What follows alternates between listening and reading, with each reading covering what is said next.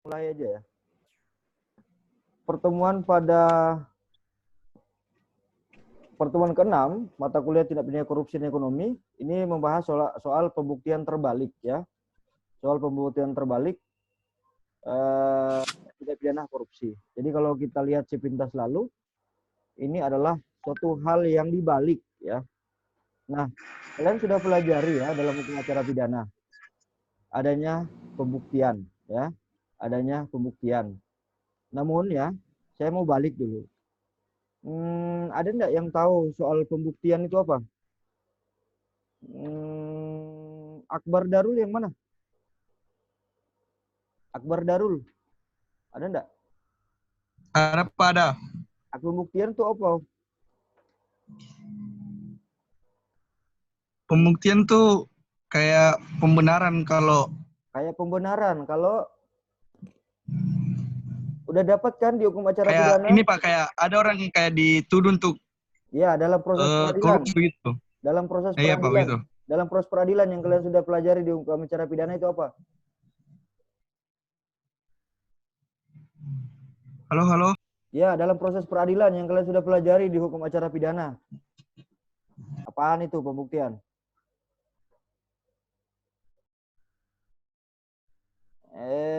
Fitria Muspira siapa? Mana? Fitria. Ya Pak, Nah, apa itu pembuktian? pembuktian itu Pak, suatu kebenaran. Suatu kebenaran. Jadi kalau udah lewat mata kuliahnya dilupa ya. Suatu pembuktian Pak di pengadilan. Iya, di pengadilan yang dilakukan oleh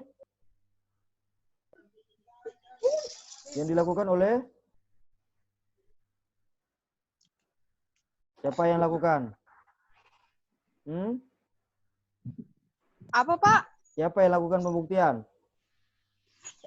Yang jaksa Pak, jaksa pengacara. Dia memasukkan barang buktinya agar baik ya.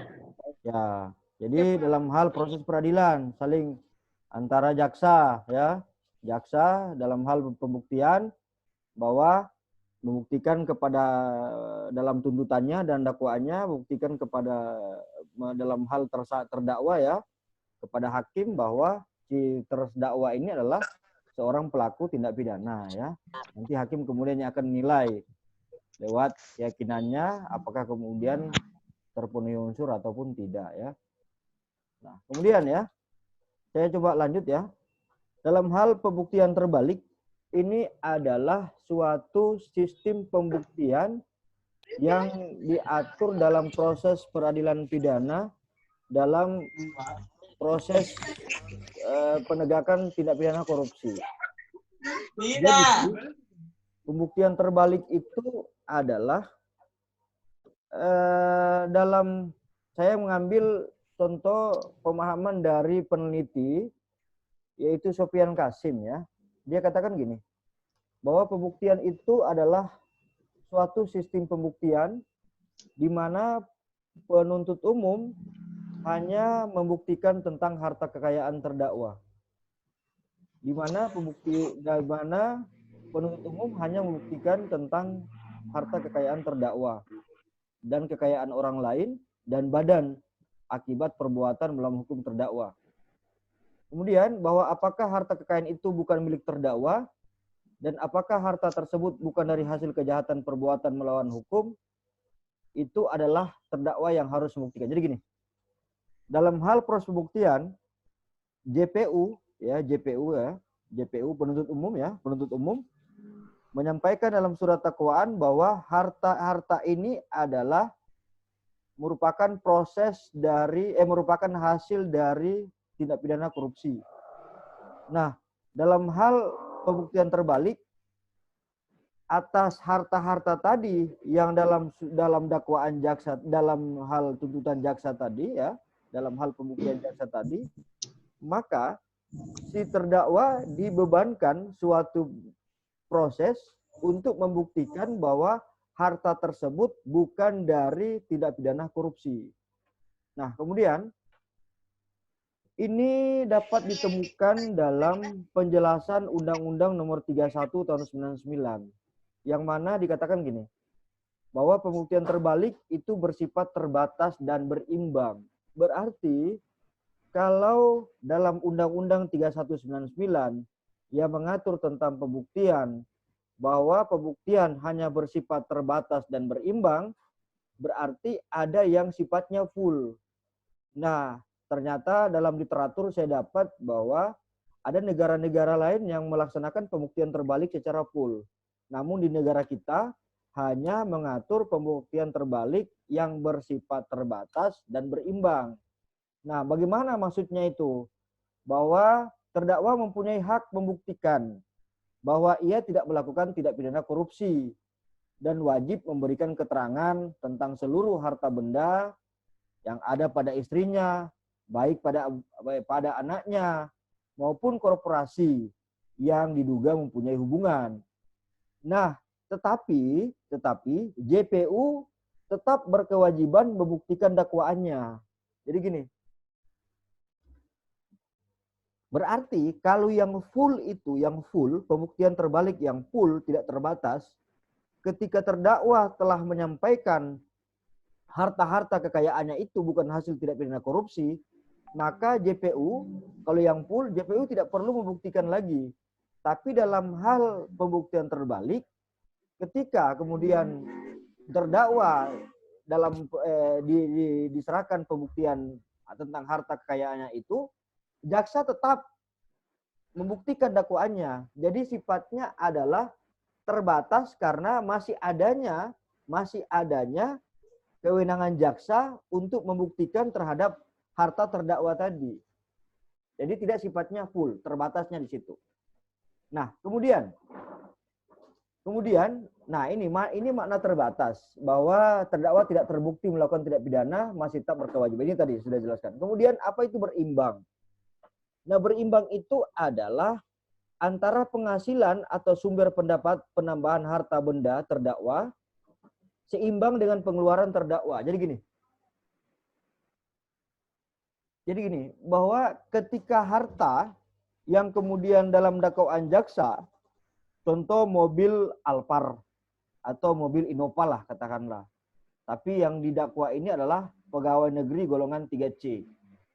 Ternyata berapa pendapatan dari pegawai negeri tadi, berapa pengeluaran, kemudian dilihat apakah layak membeli mobil Innova.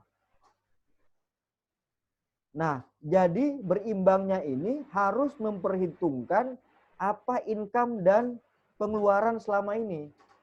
Apa income dan outputnya. Antara income dan outputnya apabila tidak seimbang, maka bisa kemudian menjadi sebuah penguatan bahwa betul harta kekayaan tadi itu merupakan hasil dari tindak pidana korupsi, karena tidak ada suatu perimbangan. Kok bisa dia membeli mobil Innova? Kok dia bisa membeli rumah mewah, kan gitu. Nah, dengan demikian diasumsikan bahwa perolehan barang-barang sebagai output, misalnya mobil, rumah, tabungan, dan lain-lain adalah hasil dari tindak pidana korupsi. Jika tidak berimbang ini pendapatan dan pengeluaran, artinya menguatkan bahwa harta kekayaan tersebut yang didakwa jaksa adalah merupakan hasil dari tindak pidana korupsi. Nah, kemudian pasal 37 Undang-Undang Nomor 31 Tahun 99, junto Undang-Undang Nomor 20 Tahun 2001, ini tentang pemberantasan tindak pidana korupsi. Bahwa disebutkan di situ, terdakwa mempunyai hak untuk membuktikan bahwa ia tidak melakukan tindak pidana korupsi. Jadi terdakwa mempunyai hak. Ini sebetulnya dinamakan dengan pembuktian terbalik, ya. Terdakwa mempunyai hak. Jadi silahkan dalam proses pengadilan, hakim memberi kesempatan kepada terdakwa dalam hal pembuktian terbalik atau membuktikan kekayaannya itu bahwa bukan dari hasil tindak pidana korupsi. Kemudian dalam hal terdakwa dapat membuktikan bahwa ia tidak melakukan tindak pidana korupsi, maka keterangan tersebut dipergunakan sebagai hal yang menguntungkan baginya. Jadi gini, Contoh, adanya harta kekayaan mobil Innova tadi, ternyata terdakwa mampu membuktikan bahwa mobil Innova tersebut memang dari harta dari pendapatannya menjadi pegawai negeri dikurangi pengeluaran, ternyata tidak mampu membeli Innova tersebut. Namun Innova tersebut dibeli atas penjualan harta warisan. Bisa saja kan? Bisa saja contoh warisan dibeli 1 miliar. Dijual 1 miliar. Kemudian membeli mobil Innova, kan bisa. Nah itu. Jadi dia sampaikan. Nah, ketika terdakwa mampu kemudian membuktikan hal tersebut, maka itu adalah menguntungkan bagi terdakwa. Maka itu adalah menguntungkan bagi terdakwa. Kemudian, terdakwa wajib memberikan keterangan seluruh harta bendanya dan benda istri atau suami dan harta benda setiap orang yang juga mempunyai hubungan dengan perkara yang bersangkutan. Jadi memang betul-betul bahwa dalam hal meyakinkan dirinya tidak melakukan tindak pidana korupsi, maka dia sampaikan. Maka harta-harta yang ada padanya itu adalah bukan hasil tindak pidana korupsi. Dia sampaikan bagaimana cara memperolehnya, bagaimana cara mendapatkannya. Sehingganya akan menambah keyakinan hakim bahwa terdakwa ini adalah bukan sebagai pelaku korupsi sebenarnya. Karena tidak ada hal yang menguntungkan baginya. Karena dalam rumusan korupsi itu adalah, dalam rumusan korupsi, di pasal-pasal korupsi itu adalah yang menguntungkan menguntungkan diri sendiri atau orang lain. Jadi ketika terdakwa mampu membuktikan bahwa dalam hal tidak pidana korupsi yang didakwakan kepadanya ternyata tidak ada efek yang menguntungkan baginya, maka itu adalah suatu menguntungkan bagi si terdakwa. Nah, kemudian dalam hal terdakwa dalam hal terdakwa tidak dapat membuktikan tentang kekayaan yang tidak seimbang dengan penghasilannya atau sumber penambah kekayaannya, maka keterangan tersebut dapat dipergunakan memperluas alat bukti. Jadi dua sifatnya. Jika terdakwa mampu membuktikan bahwa harta kekayaan itu adalah bukan hasil tindak pidana korupsi, maka itu akan menguntungkan bagi si terdakwa. Namun, jika terdakwa tidak mampu membuktikan, maka itu akan memperluas alat bukti dalam proses peradilan, di pengadilan. Ya. Nah, ini saya ingatkan kembali, tolong di screenshot, sudah ada 27 orang, tolong di screenshot bukti kehadiran kalian malam ini ya. Nanti kalian kirim di grup ya, dengan tulis NIM dan nama lengkap. Mohon ya, jangan sampai nanti ada lagi yang bilang, Pak, saya tidak sempat screenshot segala macam ya. Nah, pokoknya saya ingatkan kembali, tolong di screenshot ya. Kemudian, penerapan pembuktian terbalik. Dalam undang-undang korupsi, itu diatur dalam undang-undang korupsi itu dalam hal tidak pidana gratifikasi bisa menggunakan pembuktian terbalik. Dan kemudian yang kedua terhadap tuntutan perampasan harta benda bisa ini dipergunakan pembuktian terbalik dua hal dalam undang-undang tidak pidana korupsi, yaitu dalam hal tidak pidana gratifikasi sebagaimana diatur dalam undang-undang korupsi plus dalam hal tuntutan perampasan harta benda terdakwa. Ini bisa digunakan. Kemudian,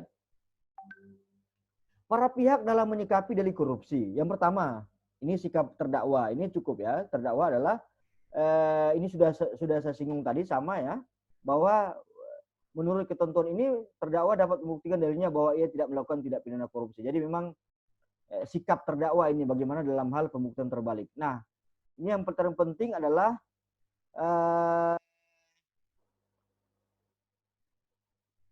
sikap penuntut umum.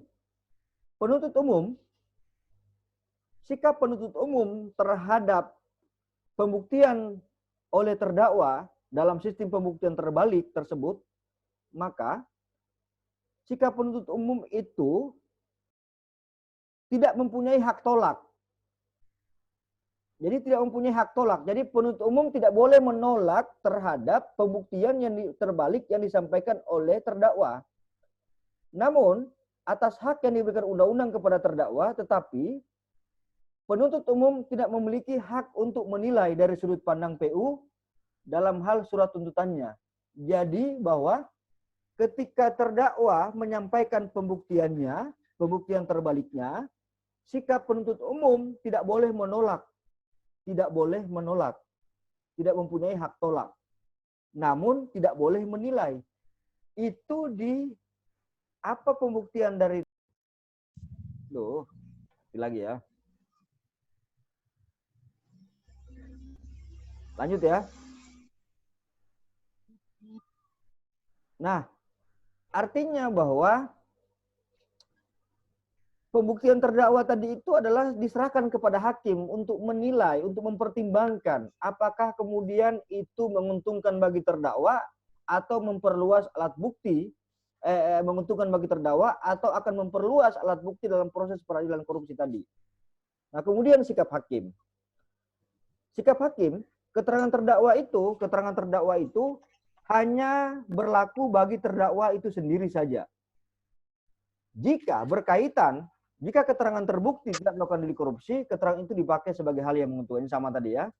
Dan terdakwa membuktikan keterangan yang tidak seimbang. Jadi sebanding dengan penghasilan. Jadi memang hakim harus dapat menelaah tentang pembuktian terbalik oleh terdakwa sehingganya dapat kemudian mempertimbangkan bahwa apa yang disampaikan oleh terdakwa itu memang benar-benar real adanya harta kekayaan yang kemudian yang di dalam surat dakwaan jaksa itu kemudian adalah dapat ditepis atau dibuktikan oleh terdakwa itu merupakan bukan hasil dari tindak pidana korupsi.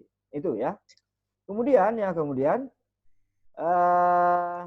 ini dalam hal menyikapi delik korupsi oleh para pihak ya.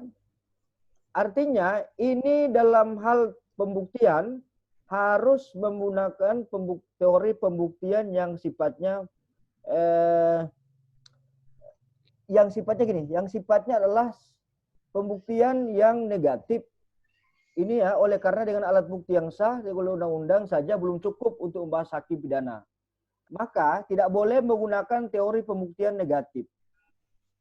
Karena dalam pembuktian negatif itu kan hanya berdasarkan pada undang-undang.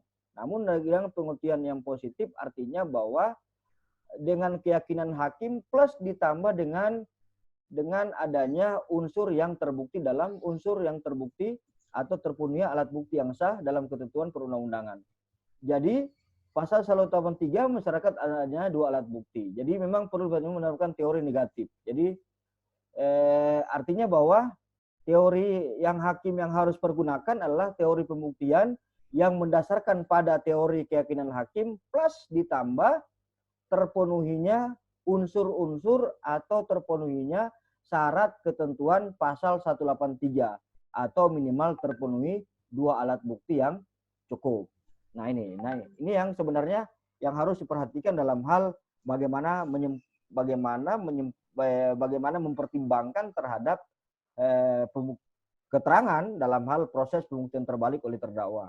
Nah ini kelemahan adalah pembuktian terbalik aset pidana dalam praktek sulit memisahkan. Ini memang kadang-kala susah bagi JPU yang awalnya ya JPU dalam hal bagaimana memisahkan antara harta kekayaan tersebut, apakah ini merupakan hasil korupsi, apakah ini bukan hasil korupsi. Kemudian terbalik atas kesalahan pelaku bertentangan dengan prinsip HAM. Jadi memang sebenarnya kenapa prinsip HAM? Karena hak privat sebenarnya itu. Masa saya punya hak-hak ini mau mau dibuka di ranah publik. Sebenarnya melanggar prinsip HAM. Tapi demi proses penegakan hukum ya. Ini. Kemudian rentan terhadap penyalahgunaan kewenangan aparat. Nah, ini sebenarnya ya, kalaupun aparat kita cermat, kemudian berhati-hati ya, cermat, saya kira tidak akan terjadi demikian ya. Ini terkecuali kalau tidak cermat, kemudian tidak berhati-hati atau kemudian tidak diteliti dengan baik, maka akan terjadi ini hal-hal yang dalam hal kelemahan pembuktian terbalik. Itu saya kira ya. Itu saya kira materinya. Silakan kita lanjut di session tanya jawab ya. Session tanya jawab. Kalau ada yang bertanya, silakan. Ada yang bertanya? Silakan. Silakan yang mau bertanya. Ayo. Ada yang bertanya? Ini yang hadir 32 orang ya? Iya. Ya, jangan lupa di screenshot sebentar. Ada yang bertanya nggak? Laki-laki? Ini dari tadi saya lihat. Siapa tadi yang banyak-banyak orang itu? Ini si Fitria, siapa? Ada berapa orang saya lihat?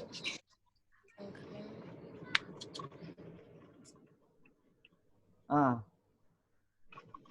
Febriansa mau bertanya? Febriansa, Tidak, Pak, tidak. udah jelas materinya? Bisa ditangkap nggak? Yes, Pak. Bisa? Bisa ya? Insya Allah. Oke. Wahida mana Wahida? Wahida. Allah, Pak. Wahida. Hadir Pak, hadir. Nah, Hadir Pak. Pak. bagaimana selama ini kamu lihat proses penegakan korupsi di Indonesia? Kamu kan anak study club ya? Nah, gimana? Enggak Ah? efektif Pak. Ah? Kalau Efektif? menurut saya penegakan korupsi tidak Pak. Kalau menurut saya dilihat dari mulai undang-undang KPK, ya saya pikir enggak efektif. Kenapa videomu nggak aktif? Nah, Lagi enggak sehat Pak, jadi enggak Oh, nggak sempat sehat. pakai jilbab. oh gitu. Ya. Ini siapa lagi yang aktif nih? Nur Alam. Ada suaranya Nur Alam? Iya Pak, ada sih Pak. Ya, bagaimana menurut kamu soal tindak pidana korupsi di Indonesia?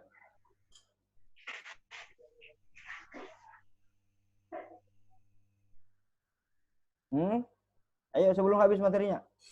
Waktunya.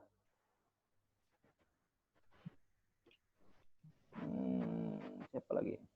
Mega Cynthia mana? Apa yang dimaksud dari pembuktian terbalik? Halo Mega. Mega Cynthia. Gak ada ya suaranya ini. Siapa lagi? Farizal Azhar. Apa yang kamu tanggap tadi? Fajar aja kayak Ya, hakim. Pak. Kayak hakim dia modelnya nih, kayak Fajar aja. Dia punya passion jadi hakim nih. Iya Farizal ya? Ya, silakan. Bagaimana tadi pembuktian terbalik? Insya Allah, Nuk. Ya, bagaimana? Soal yang kamu Menurut saya, tangkap. Pak, pembuktian terbalik. Terus? Halo? Terbalik adalah pembuktikan. Halo? Iya. Halo? Iya. Ayo, lanjut. Pembuktian yang dilakukan oleh terdakwa yang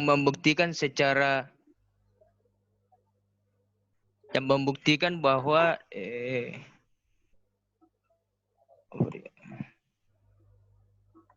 yang membuktikan kepada hakim, Pak, pembuktian secara langsung. Ya, secara langsung. Ya. Jadi terdakwa diberikan pembebanan.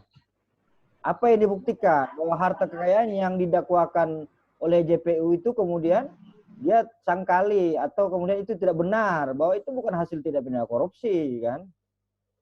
Nah, siapa lagi nih perempuan? Nur Humayah. Ya Pak. Ya, gimana tadi? Atau ada yang kamu cerita nggak soal korupsi?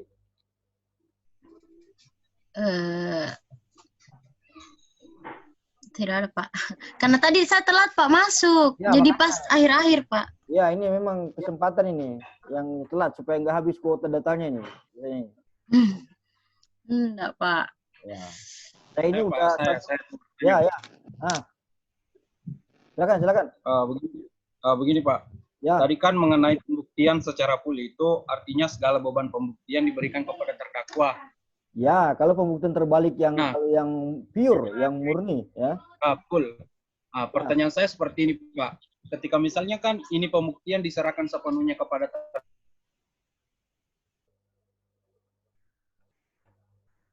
Halo.